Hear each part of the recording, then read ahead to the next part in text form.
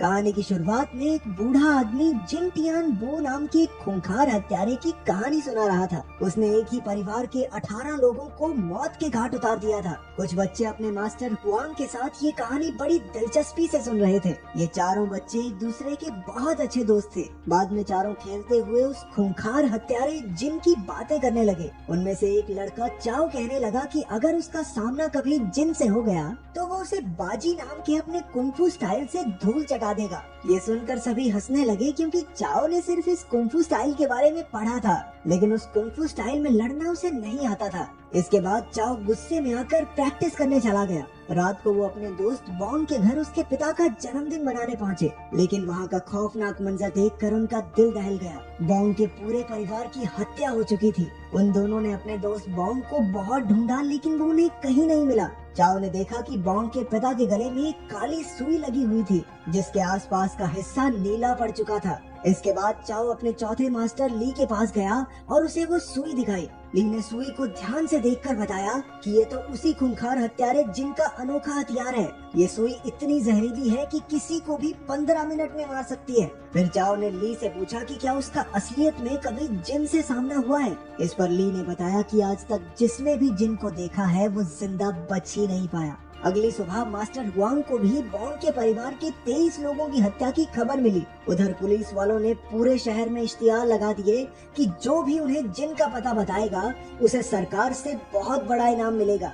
सबको पता चला कि जिन ने पूरे परिवार को मार डाला है और एक कीमती चीज भी चुराई है। उधर चाओ ने ये इश्तिहार देखकर अपने दोस्त बॉन्ग के लिए बदला लेने का फैसला किया। उसी रात अचानक से चौथे मास्टर ली और चाओ पर अनजान बदमाशों ने हमला कर दिया, लेकिन ली और चाओ ने मिलकर जबरदस्त तरीके से उनका सामना किया और उन्हें वहां से भगा दिया। इसके बाद हमलावर अपने लीडर के पास भागे और उसे बताया कि वो चाओ को मारने में नाकामयाब रहे। उस लीडर के चेहरे पर काफी गहरा जख्म था और वो जोर जोर से उन पर चिल्लाने लगा। वहीं ली ने चाओ से कहा कि वो उसे आगे नहीं सिखा पाएगा। वो जानता था कि चाओ बाजी कुंफू स्टाइल सीखना चाहता है, इसलिए उसने चाओ को सलाह दी कि उसे श्वेन नाम के एक गुरु से सीखना चाहिए। श्वेन बाजी कुंफू स्टाइल का सबसे बड़ा मास्टर है, लेकिन वो किसी भी नए बच्चे को नहीं सिखाता था। अगले दिन ही चाओ श्वेन के स्कूल की तरफ निकल पड़ा। वो श्वेन के पास पहुंचा और उससे सीखने की गुजारिश की, लेकिन श्वेन ने उस पर बिल्कुल ध्यान न देते हुए कहा कि वो नए बच्चों को नहीं सिखाता।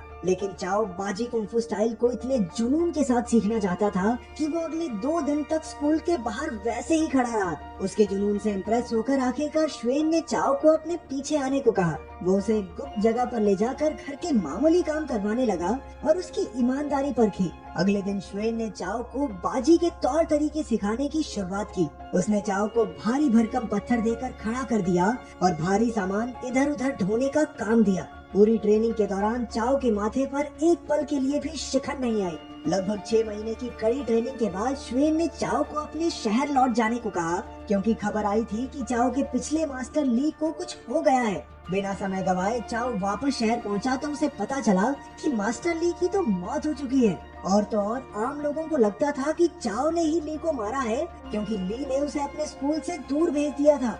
शहर में तो ये भी अफवाह थी कि चाओ उस खूंखार हत्यारे जिन से मिला हुआ है। इस सब से डरकर चाओ शहर से भाग गया और अपनी पुरानी एकेडमी में पहुंचा, जहां उसे वही काली सुई मिली जो बॉन्ग के घर से मिली थी। अब उसे यकीन हो गया कि ली का खून जिन ने ही किया है। इसके बाद घूमते हुए चाओ की मुलाकात श्वांगर से हो गई। वो उसे अपने साथ घर ले आई, जहां उसका भाई चैन नशे में धुत पड़ा था। उसे पता चला कि उसका पुराना दोस्त चैन नशे का आदी हो गया है और इसी वजह से उनके परिवार के सर पर कर्ज हो गया था, जिसे चुकाने के लिए उन्हें अपना घर तक गिरवी रखना पड़ा।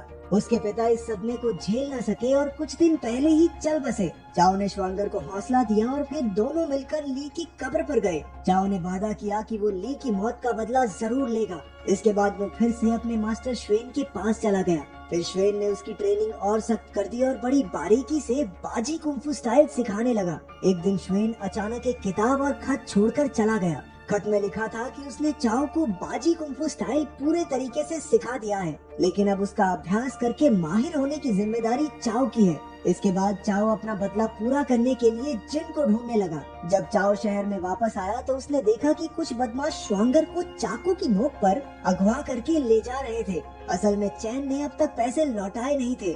ऐन मौके पर चाओ ने आकर उन सब का मुकाबला किया, लेकिन वो श्वांगर को बचा नहीं सका। फिर जब वो घर के अंदर गया तो चैन जमीन पर धुत पड़ा था। अचानक बदमाशों ने पीछे से उस पर वार कर दिया। उसने अपने नए कुंफू स्टाइल से उन्हें हरा दिया और कहा कि वो उनके लीडर से मिलना चाहता है। कुछ पलों बाद लीडर वहां आ पहुंचा और ये कोई और नहीं बल्कि उसका अपना दोस्त बोंग ही था। बोंग ने चाओ पर इल्जाम लगाया कि उसने ही उसके पूरे परिवार की हत्या की है। चाओ ने इस बात से साफ इनकार किया, लेकिन बोंग कहने लगा कि उस रात उसने चाओ की बाजी कुंफू स्टाइल वाली किताब हत्यारे के हाथ में देखी थी। बोंग ने ली की मौत का जिम्मेदार भी चाओ को ही ठहराया। चाओ ने खुद को बेगुनाह साबित करने के लिए बोंग को वो काली सुई दिखाई जो उसे अकेडमी में मिली थी, लेकिन बोंग तो कुछ सुनने को तैयार ही नहीं था। उसने चाओ पर हमला कर दिया और लड़ाई के दौरान चाओ ने उसकी छाती पर जोरदार मुक्का दे मारा, जिससे उसे काफी गहरी चोट लग गई। हार कर बोंग वहाँ से चला गया, लेकिन जाने से पहले उसने कहा कि उनकी मुलाकात फिर से होगी। अगले दिन चाओ ने एक दुकान में जाकर कुछ कीमती चीजें बेच दी ताकि उन पैसों से वो श्वांगर को बदमाशों से छुड़ा सके। दुकान पर उसे एक गमला दिखा जो उसने बोंग के घर में भी देखा था। उसने दुकानदार से पूछा कि ये गमला किसने बेचा है, लेकिन दुकानदार ने कुछ नहीं बताया। आखिरकार वापस लौटते हुए चाओ ने कुछ लोगों को बात करते सुना कि मुक्केबाजी का एक मुकाबला होने वाला है जिसमें जीतने वाले को $20 का इनाम मिलेगा। इसके बाद चाओ एक आंख पर पट्टी बांधकर उस मुकाबले में पहुंच गया ताकि कोई उसे पहचान न सके। हालांकि वहां मौजूद मास्टर हुआंग ने उसे पहचान लिया, लेकिन कुछ कहा नहीं। पहले राउंड में चाओ ने सामुराई योद्धा को अपने बाजी फाइटिंग स्टाइल का इस्तेमाल करके बड़ी आसानी से हरा दिया। मुकाबले के बाद हुआंग ने चाओ को अपने घर बुलाकर इनाम में $30 दिए। फिर हुआंग ने कहा कि उसकी एकेडमी में रहकर उसके स्टूडेंट्स को भी बाजी स्टाइल में लड़ना सिखाए, लेकिन चाओ ने ऐसा करने से इनकार कर दिया। इसके बाद चाओ सीधा बदमाशों के पास श्वांगर को छुड़ाने पहुंचा, लेकिन इस बार बदमाशों ने कहा कि उन्हें 30 नहीं बल्कि $50 चाहिए। इस पर चाओ को गुस्सा आ गया और उसने बदमाशों से हाथापाई शुरू कर दी। आखिरकार श्वांगर को रिहा करके उसने बदमाशों के सारे नशे में आग लगा दी ताकि वो किसी और की जिंदगी बर्बाद न कर सके। इसके बाद चाओ चैन को अपने कंधे पर उठाकर श्वांगर के साथ जंगलों की ओर चल दिया। वो सब उस झोपड़ी में पहुंचे जहाँ श्वेन चाओ को ट्रेनिंग दिया करता था। इसके बाद चाओ एक कमरे में गया जहाँ उसे वही सामुराई योद्धा दिखा जिसे उसने मुकाबले में हराया था। उसकी पीठ में भी वही काली सुई लगी हुई थी और मुट्ठी में एक लॉकेट था जो असल में मास्टर हुआंग का है। इसके बाद चाओ तुरंत उस दुकानदार के पास पहुंचा और उसे धमकाकर पूछने लगा कि ये गमला किसने बेचा है, बता। आखिरकार दुकानदार ने उगल दिया कि गमला बेचने वाला आदमी हुआंग का नौकर था।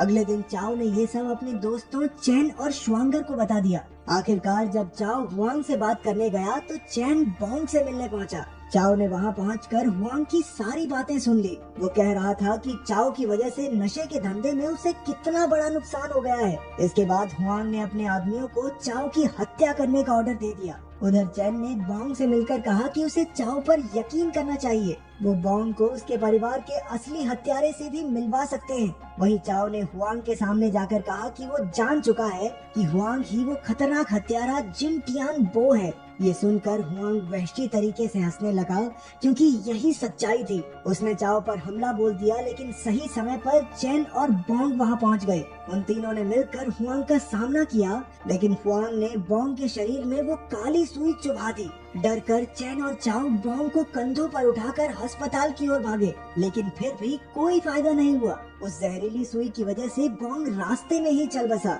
उसे दफनाकर तीनों दोस्त फिर से जंगल की झोपड़ी में आ गए और चाओ ने अपने गुरु की किताब से प्रैक्टिस करनी शुरू कर दी। कई हफ्तों की कड़ी मेहनत के बाद चाओ वापस शहर में आकर हुआंग पर नजर रखने लगा। एक दिन उसने खिड़की से कुछ ऐसा देखा जिससे उसके पैरों तले जमीन खिसक गई। हुआंग ने अपना मास्क उतारा और अंदर कोई और नहीं बल्कि चौथा मास्टर ली था। असल में ली कभी मरा ही नहीं और वो हुआंग बनकर रह रहा था। जो लाश पहले मिली थी वो हुआंग की थी जिसे ली ने ही मारा था। ली ने देख लिया कि चाओ उसे छिपकर देख रहा है और उसने तुरंत अपनी जहरीली सुई उसकी तरफ फेंक दी। खुशकिस्मती से चाओ साइड होकर बच गया।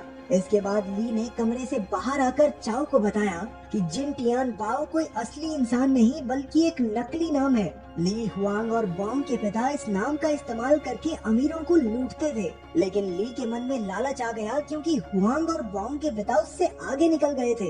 ली को उनसे जलन होने लगी, इसलिए उसने एक एक करके दोनों को अपने रास्ते से हटा दिया। ये कहते ही उसने चाओ पर हमला बोल दिया, लेकिन इस बार चाओ ने अपने बाजी फाइटिंग स्टाइल से ली को आसानी से धूल चटा दी। लेकिन चाओ ने उसे मारा नहीं बल्कि पुलिस के हवाले कर दिया। आखिरकार चाओ ने अपने दोस्तों को बताया कि उसने असली गुनहगार को पकड़ लिया है। वहीं पुलिस भी ली को लेकर बाहर आ गई।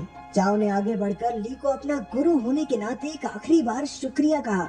जाने से पहले ली ने चाओ को बाजी कुंफू स्टाइल की किताब दी और कहा कि वो उसे एक बड़ा योद्धा बनते हुए देखना चाहता है। आखिरकार बूढ़ा आदमी यही कहानी कुछ दूसरे बच्चों को सुना रहा था कि कैसे चाओ बाजी कुंफू स्टाइल का सबसे बड़ा योद्धा बना। अगर वीडियो पसंद आई तो लाइक कर देना, चैनल को सब्सक्राइब कर देना। मिलते हैं अगली वीडियो में।